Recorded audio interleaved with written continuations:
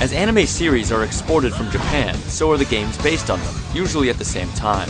The games are more often than not poor adaptations, and Naruto typically is no exception. Adding to the intrigue, Naruto Rise of the Ninja is an Xbox 360 exclusive and an anime game for a system that is bombed in Japan. Designed with the Western player in mind, it's intent on breaking conventions. But does it deliver some true ninja magic, or is it all mere deception?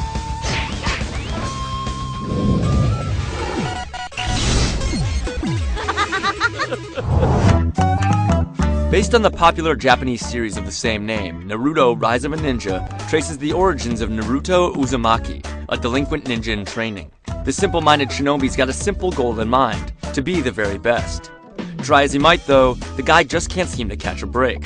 Aside from being on the cusp of failing ninja school, Naruto also happens to be the carrier of a sealed fox demon responsible for devastating the village years before. It's a secret that everybody knows but him, and it hasn't exactly made him Mr. Popular around town. To win their trust back, Naruto does everything in his power to become a strong and respectable ninja, even if it means roundhousing trash cans for coins. For covering the first few significant story arcs in the series, the game does well in barreling through the key plot points with choice cuts from the animated series worked in with the gameplay.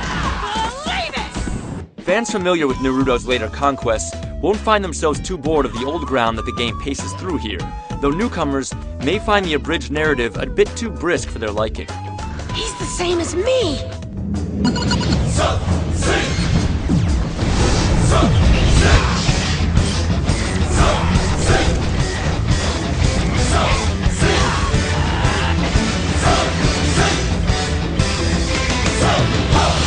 Story mode is the game's central feature, which takes Naruto across a thriving recreation of his village. It's here that Naruto's path is laid out through various missions peppered around town. If the words Grand Theft Naruto come to mind, you wouldn't be missing the mark by that much. Rather than terrorizing the Leaf Village's hapless denizens, you'll find yourself helping them out in various odd jobs that in turn benefit your rise to glory in the ninja community. Gathering funds for the down-and-out ramen shop owner, for instance, gives a small boost to your experience, as well as letting you purchase ramen to go for those hungry moments on the battlefield. Ramen is the best! Appease enough villagers, and word of your good deeds will spread around town, with the changing temperament of the people acting as a barometer for your overall progress through the game. The open-ended town and mission template is becoming something of a cliché these days. But Rise of a Ninja manages to eke out an experience by using design choices that stick close to the source material. Many of the tasks and training expeditions that Naruto undergoes ring true to events that play out in the series, and his village, with all of its terraces and alleyways, is a delight to explore. At crucial junctions in the storyline, Naruto and his team are sent out on missions outside of the village, where the game veers towards a platforming style of play. The feel of these sections are reminiscent of a simplified version of Prince of Persia, complete with bits of leaping, ledge grabbing, and perilous spiky objects. The levels aren't all that complicated, but there's a good amount of explorative backtracking to go through in order to collect everything. Healing Palm Jutsu! One of the most creative applications of the series is in its set of jutsus, or ninja powers. These unique abilities are executed by replicating patterns on the analog sticks that mimic hand gestures used in the series.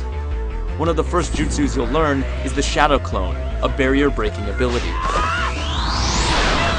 Later on, you'll learn Chakra Concentration, which grants an increased level of mobility across vertical levels and water.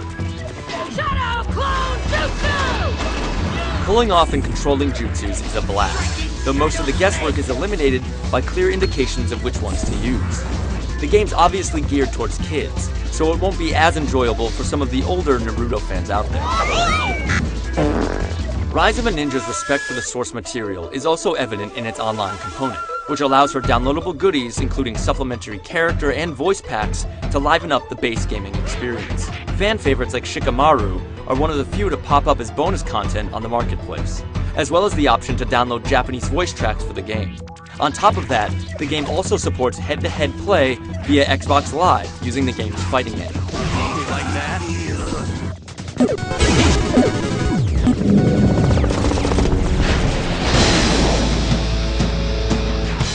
Naruto's citrus-colored jumpsuit must really tick off other ninjas, because he's constantly ambushed by them. It's here that the game enters a fighting mode, and Naruto throws down mano a mano against an opponent. While the game's fighting mode is accessible enough to be played as a button masher, there are still a fair amount of options present, making it a reasonably deep fighting game.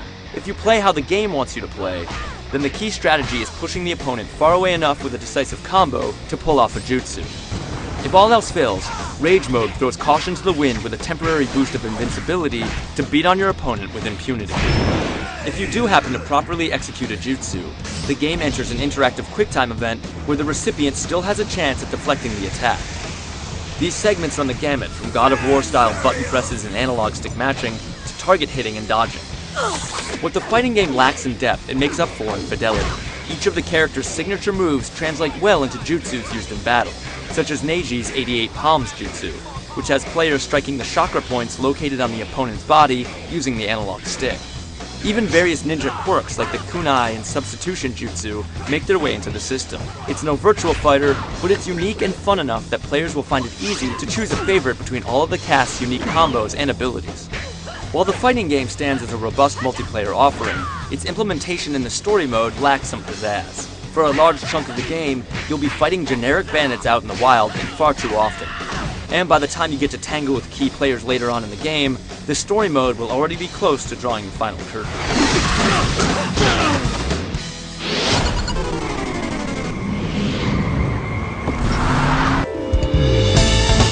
Ubisoft Montreal has done exceptional work on the game's graphics, which use cel-shaded objects mixed with gorgeous backgrounds. Certain angles reveal a few unsightly textures here and there, but for the most part, the graphics shine. More impressive are the fighting animations and cutscenes, which hit the nail on the head by capturing the look and feel of the series. Rise of a Ninja also uses the show's pool of talent and resources to deliver a cohesive experience directly in line with the anime. Though the standard definition clips from the show look a bit shabby in HD, re-recorded lines of dialogue and use of the show's soundtrack even out whatever few rough edges the game has in its presentation. Hey! Out of my way, you worthless little shrimp.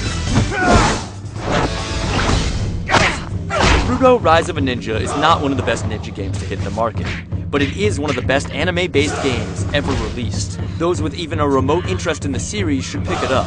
For everyone else, take this ninja for a test mission to find out if it belongs in your dojo. Believe it!